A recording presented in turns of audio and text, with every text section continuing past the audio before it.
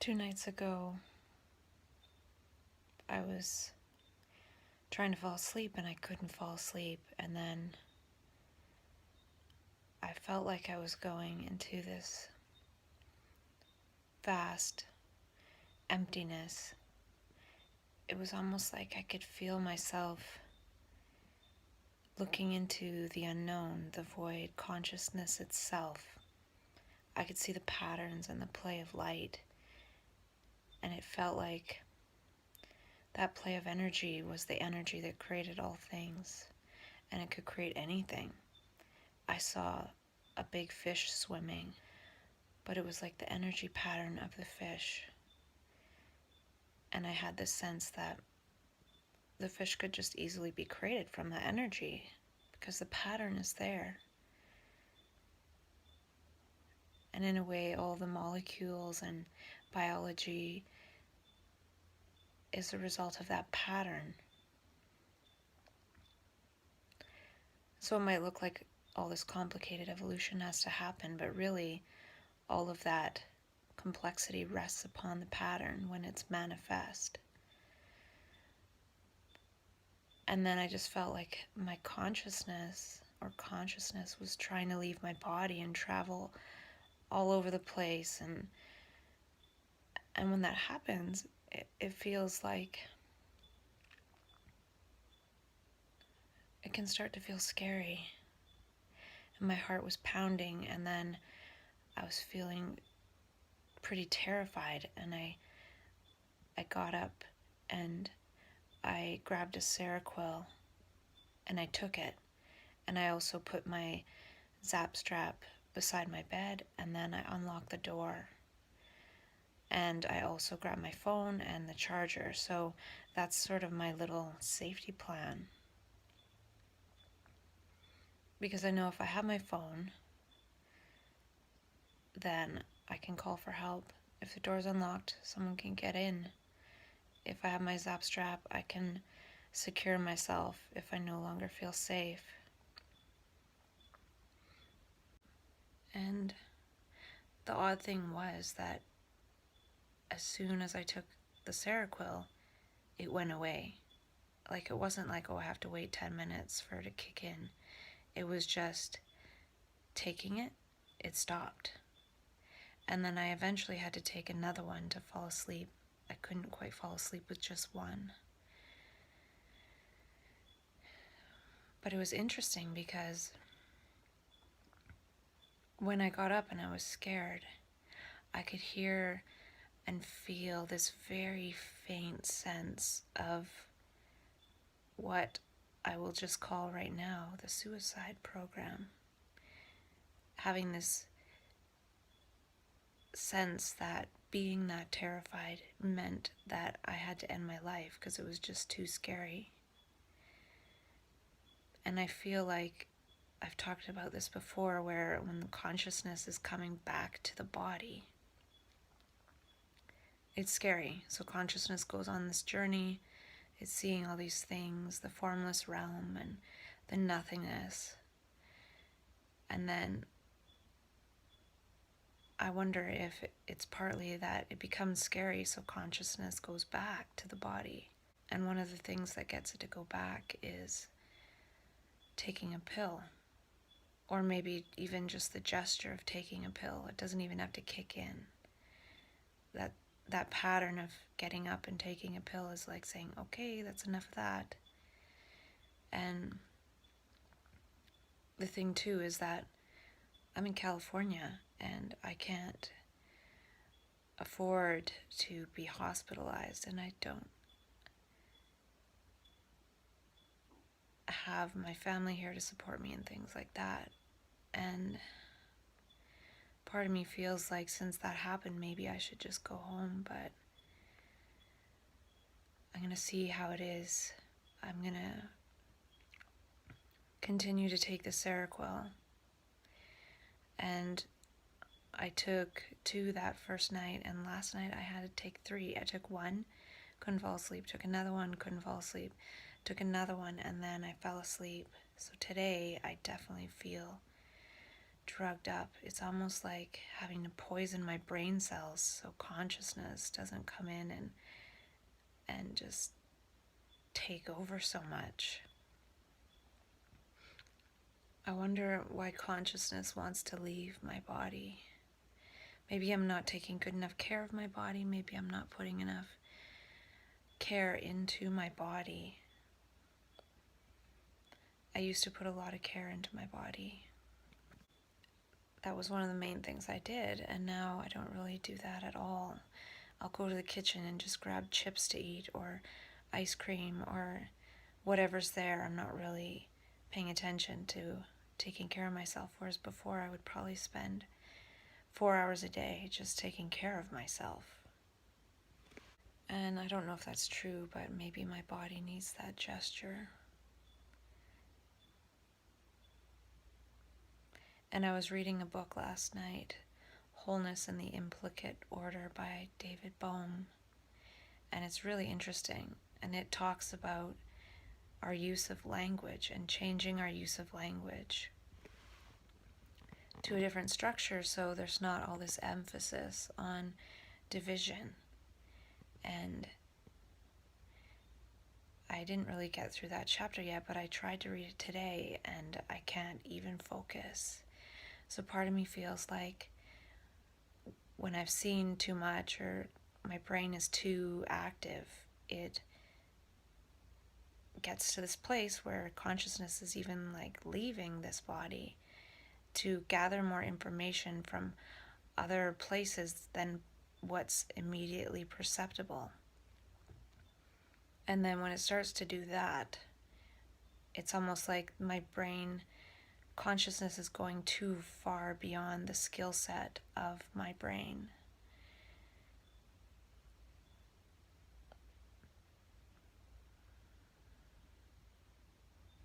Or the collective brain. Or it's gone too far outside the collective level of consciousness and it needs to come back.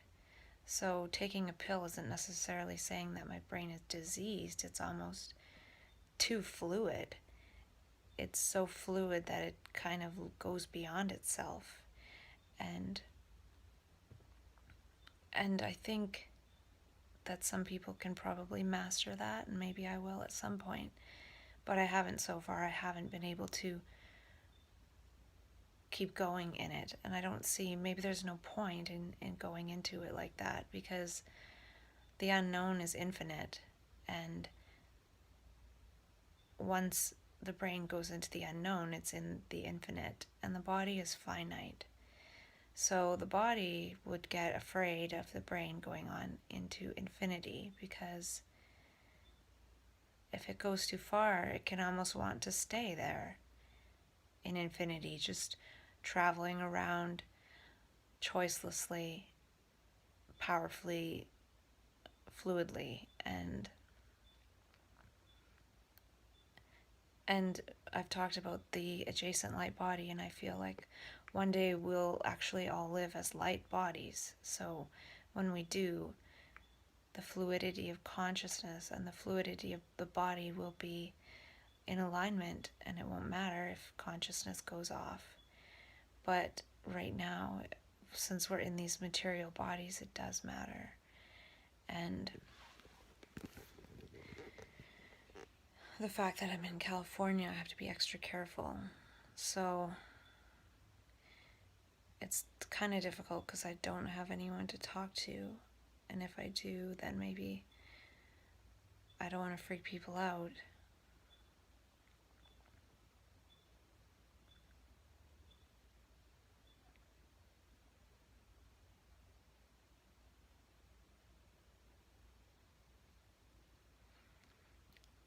And forgive me if I'm talking kind of like blah, blah, blah.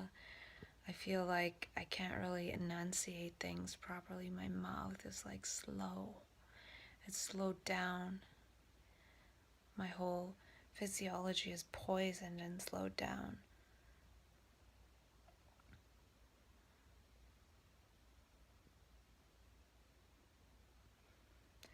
And I'm okay with that.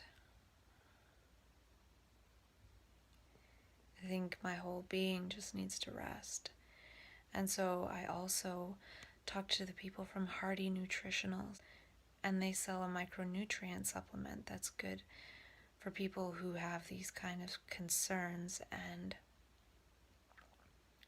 oftentimes people can come off their medication, and I'm not planning to come off my medication on purpose, but I will likely start that supplement somewhat because it might actually help with some of these things I'm experiencing. I feel like if it helps somebody with, say, so-called psychosis, then it's giving the brain the right nutrition to not have consciousness come in and push the brain into altered state experiences.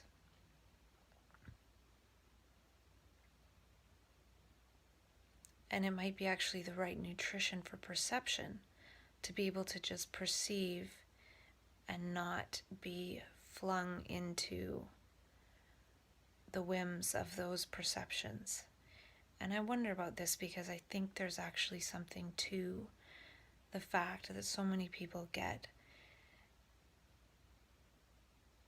thrust into this process of consciousness animating us and sort of being these calling birds, calling out to the fact that something's wrong with society structure, and that's why people are going into these other states of consciousness.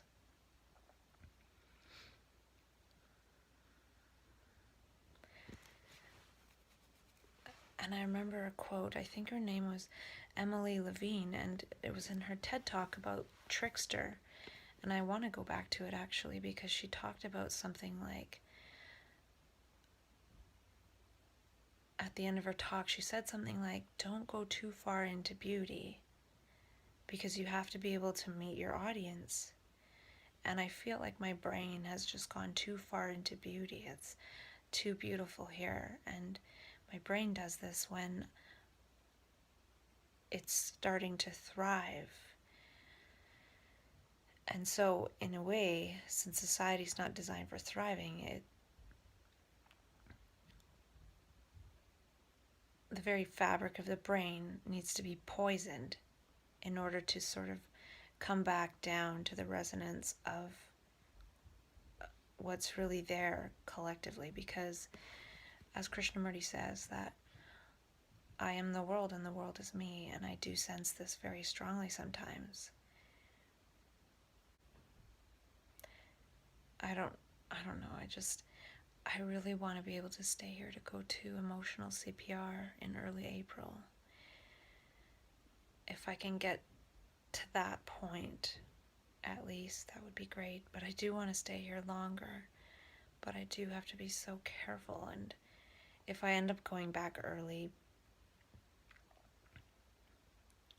I just don't know what to do with myself, because if this little blip was kind of a bit of a so-called crisis, that's only 2 months. I thought I would have easily 5 months at least without a sign of anything, especially being in such a beautiful place. So to have it come on after 2 months in this beautiful place is kind of freaky. And now I'm carrying my Zap strap and my Seroquel with me everywhere I go, and my phone and my charger, just to actually be extra safe. And it seems to really help and work. Like, as soon as I have those items, I just feel like I can't hurt myself.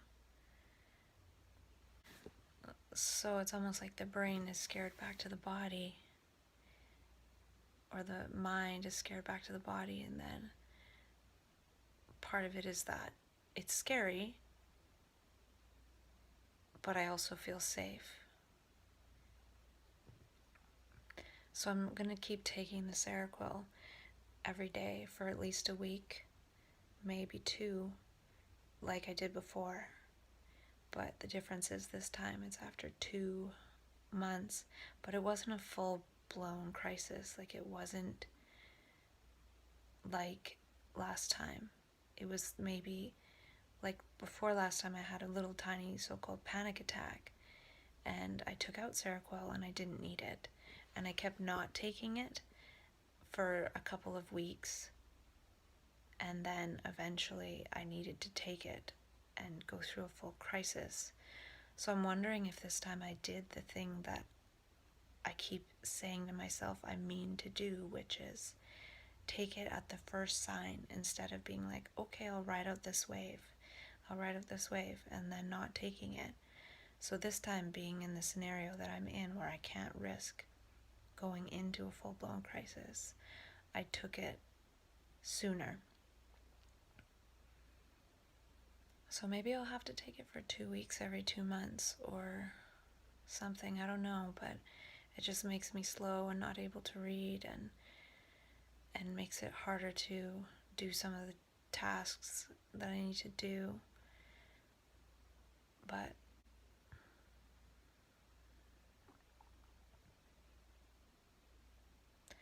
I just really feel like I do need that psychological safety to just come off these meds and be healthy. And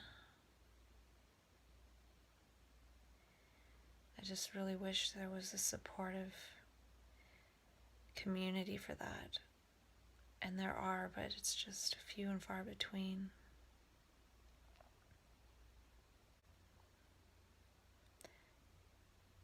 So I might lay here and make some videos, and because it doesn't require very much reading, it's just talking. But I remember last time not having the urge to make videos at all, so that might happen again. But I could at least catch up on some of the things that I've written. And I was even thinking today about how these videos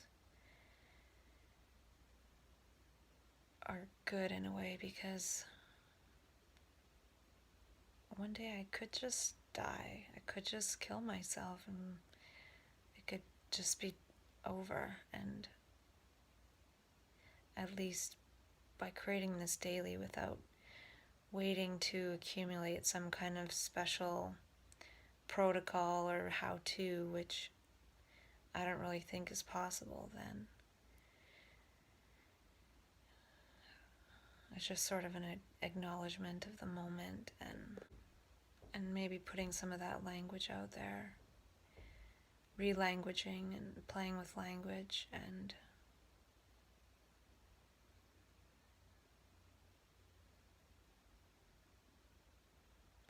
that's the thing with the Crazy Wise Town Hall. They're saying, how should we frame this instead of the mental illness paradigm? And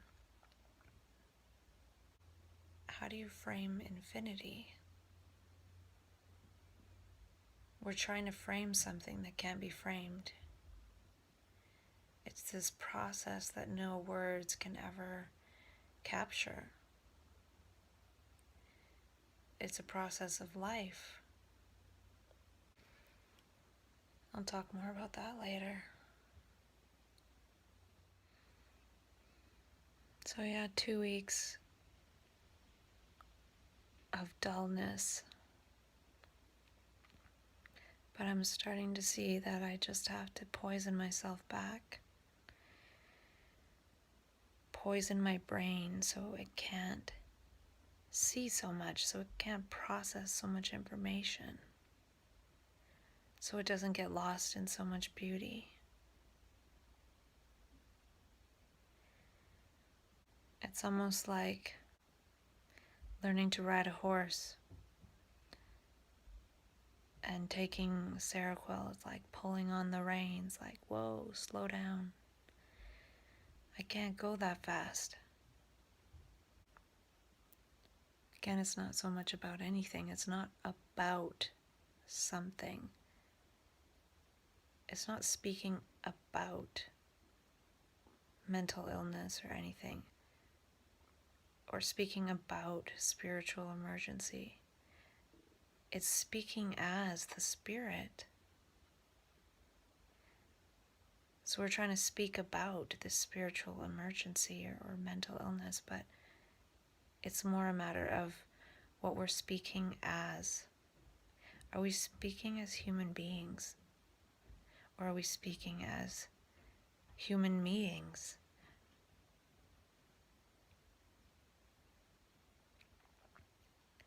The emergence process itself is to disintegrate the me. So if we speak about the me, we're actually reinforcing the me. We need to speak as that which we experienced, but as experienced now, each moment. So we could look back and feel how we spoke before, feel the quality of where we were speaking from. We were speaking from our experiences in the moment. And so it's not about thinking about those experiences, it's about continuing to speak as the moment. And you can't frame that. There's no frame for that. And so all of this dialogue I've had with myself, it's not really a me speaking and how I feel it.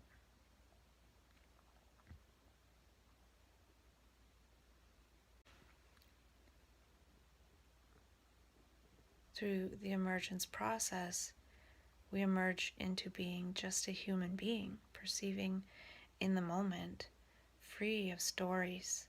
So no story can tell adequately anything about that place in us where we speak from. Really, it's about speaking the story of the moment or the perception of the moment, each moment, not stories about that. There's no that there. I don't know if I'm making any sense.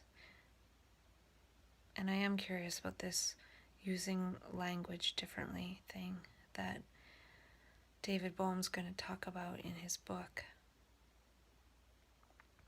I feel like just speaking as the moment is using language differently. Whether we use old ways of structuring sentences or not, it's just a different quality of where the words are coming from. Because just to learn different ways of speaking, it will actually change consciousness eventually too. Because it's changing the perspective and how we see by saying.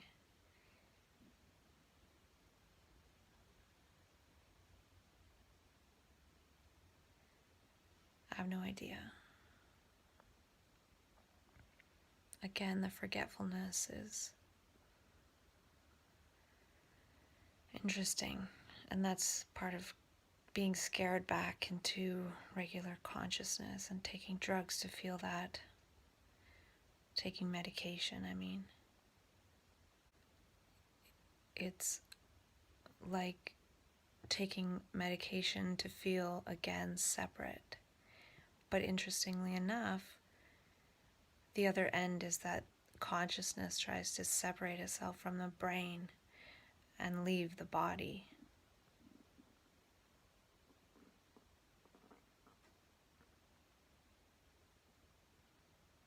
I'd love to be able to be supported to just not medicate myself during that and see what happens.